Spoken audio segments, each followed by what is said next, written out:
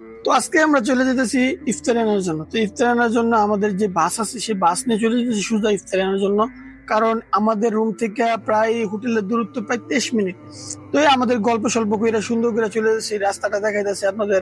তো এখানে গপসপ মারতে মারতে সোজা চলে আসি হোটেলে। তো হোটেলে এসে দেখি তেমন কোনো ভিড় নেই, একদম হোটেল ফাঁকা।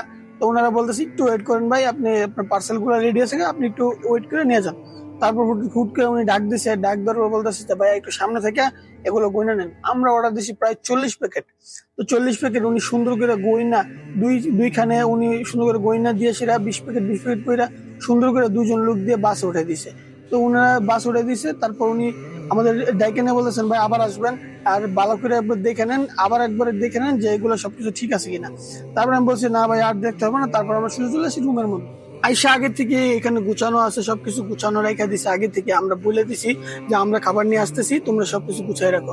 তারা আগে থেকে সবকিছু গুছাই রাখছে, যেমন পানি খেজুর সবকিছু দিয়ে কমপ্লিট করে রাখছে। শুধু আমরা আসার পর আমরা শুধু যে খাবারগুলো আনছি সেই খাবারগুলো সামনে দিছি। তো আমাদের